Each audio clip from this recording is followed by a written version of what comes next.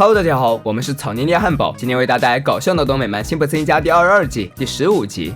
春田真小学迎来了1年1度的沙漠之旅，很明显，孩子们并不开心，因为都被骄阳晒蔫了。校长正很负责讲解注意事项，突然被响尾蛇声音吓了一跳，回头一看，才发现又是小新的恶作剧。校监也禁不住嘲笑：“你怎么每年都上当？”校长有些无奈，还不是因为有1年没上当，然后就真的被咬了。这真是一个悲伤的故事。公园的工作人员介绍，这里的保护措施很好，成功的避免了外来物种入侵。除了一个攀岩运动员，他们的确是无孔不入，就连护林员都是他们征服目标。调皮孩子总是对禁止入内的地方感兴趣。只见小新扒开了木板，就钻进了一个洞穴。天哪，这个传说是真的吗？眼镜仔十分高兴，你发现金子了吗？小新面露兴奋，我找到了更炫酷的采矿人留下的美女照片。小胖子一把抢过他手里的照片，小新，这些不是你这个年龄该承受的，就让我来替你保管吧。说着就躲在仙人掌后面独自欣赏。漂亮漂亮啊，瞎了！比起那些喜欢猎奇小男生，新小妹的活动就正常多了。她阅读手里的沙漠手册，独自探寻。沙漠虽然美丽，但危机四伏，比如仙人掌和毒蛇。不过其中最致命的是蝎子，走路不看路的结果就是将自己置于险境。她刚好就掉进了有蝎子的地方，幸运的是旁边就有让他们安静的植物，春田银蛇花。果然，只要远离这种花，他们就会重新亢奋。新小妹敢肯定，他们之间必然有某种联系，难道是佛家的因果关系？算了，还是带回去研究研究吧，说不定下次自然课还能得优。正当他十分高兴之时，校长走过来告诉他该回去了。眼镜仔找到了一个嬉皮士的残骸，都快吓尿了。校车驶向学校途中，经过老年之家，正巧被小新和新小妹看见。爷爷被里面工作人员驱赶出去，显然他对此暴跳如雷：“你没有权利这么做，我还没有死呢。”工作人员还是很有耐心的：“对不起，你的脾气太大了。”但爷爷不依不饶：“怎么就不能发脾气？食物臭死了，电视还只有1个台，但那只是一个鱼缸啊！”爷爷更不高兴了：“我看你才像个鱼缸，这实在太伤人了。”另一个工作人员一边安慰着同伴，一边对老辛普森下达了最后的驱逐令：“你就走吧。”眼看着爷爷被驱赶，新小妹自然是万分难过。她不住在这里，还能去哪里呢？小新也很难过，要么就是棺材，要么去一个更烂的地方。很明显，这个更烂的地方就是他家。自从老辛普森搬了进去，没有一句话不是在愤世嫉俗、破口大骂，真的是老祖安选手了。新妈出于尊老爱幼，没有计较老辛普森对于食物的挑剔，只是向家人表示他们将轮流和爷爷一起睡。这真是全家人噩梦的开始。新妈询问谁愿意成为第一个，小新迫不及待的举起手，奇迹般的开口说：“我愿意每天都和爷爷一起睡。”哦，好吧，这只是辛爸的操纵。第一个幸运儿就是小新，他正在床上认真看漫画，一旁的爷爷却不高兴了：“你怎么能把我晾在一边，自己在这看闲书？你不知道什么是交流吗？”小新也是没有办法，无奈的合上说：“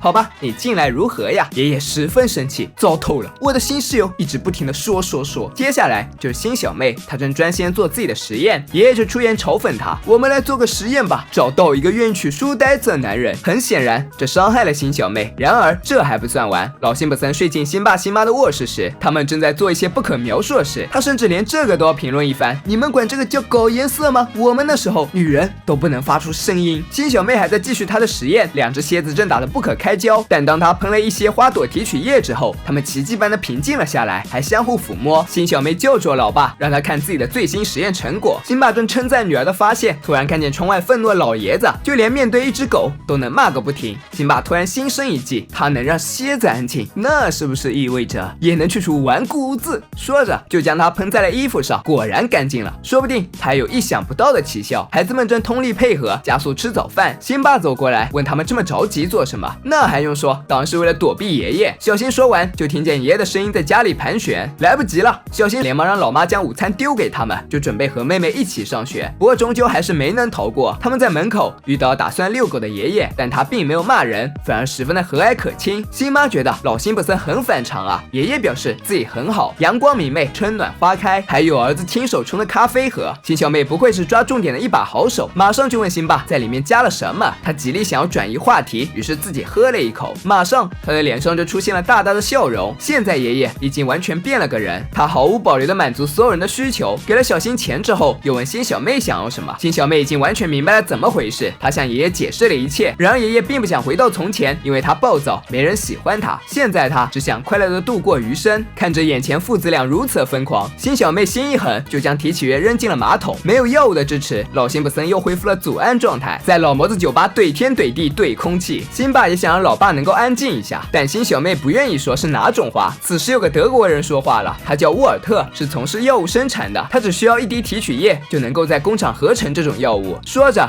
就从老辛普森脸上收集了一滴。工厂的效率很高，沃尔特提取到了50种不同的配方，现在就需要给老辛普森试验一下。在没感觉、手指麻痹、兴奋、闻到音乐之后，终于找到了正确的配方。祖安语录瞬间成为心灵鸡汤，药剂很快得到了批量生产，并快速销往世界各地。工厂参观到此结束，沃尔特将他们送回家之后，拿出一大罐药剂样品递给老辛普森，表示在检验合格出厂之前，他还得一直服用这个药物。沃尔特还叮嘱他们一定要小心，别让他流入坏人之手，否则药物就会流向黑市，并且大赚一笔。小新露出邪恶的微笑，是时候该我上场了。一身合适的西装，再配上黑色行李箱，没有人比我更懂销售。小新正打算进校长办公室，就听见里面校长妈妈的骂声，看来有人正需要他手里的药。短暂敲门之后，校长偷偷探出头，小新表示自己能够摆平那个老太婆，一手交钱，一手交货，双赢。此时秃头正对着潮汐破口大骂，小新又来到了秘书的身边，告诉他自己可以让那老僵尸微笑。秘书点点头，交易完成。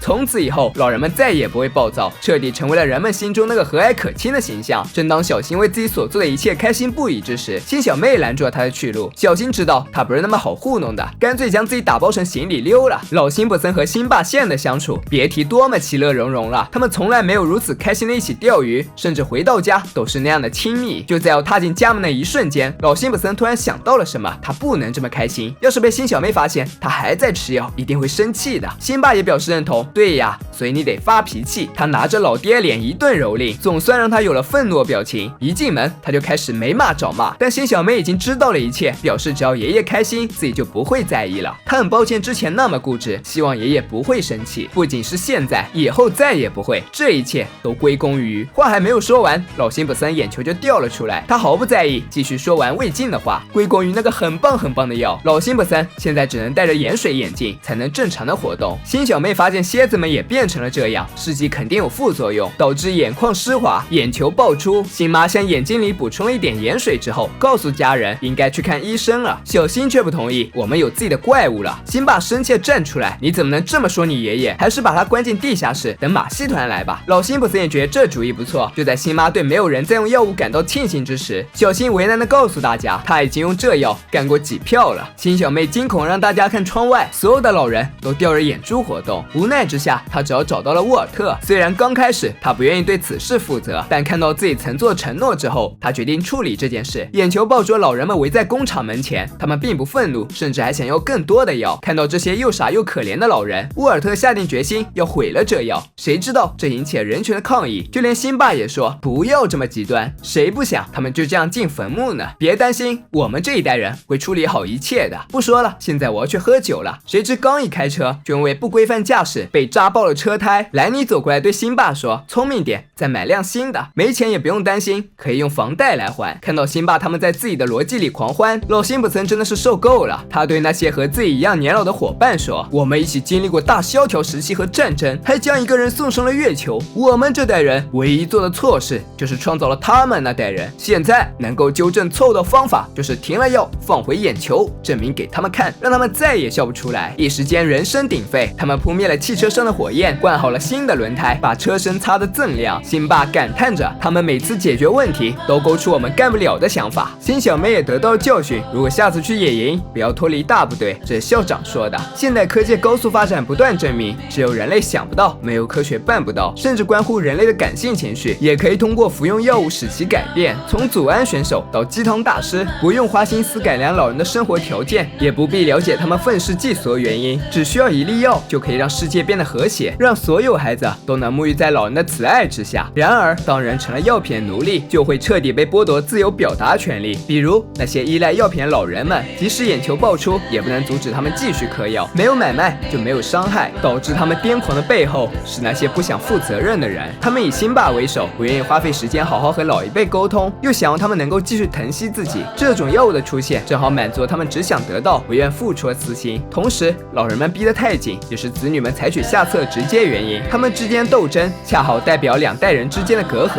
作为经历了国家起起伏伏的老一辈，自然有属于自己的荣光。生活在和平年代年轻一辈，显然就成为了他们看不起的存在。然而每一个时代都有自己的骄傲，每个人都书写自己的篇章，一味的停留过去，只会互相伤害。与其这样，不如带曾经骄傲，跟着时代继续前行。本期视频就到这里了，喜欢的小伙伴别忘点赞、评论、关注，咱们下次再见，拜拜。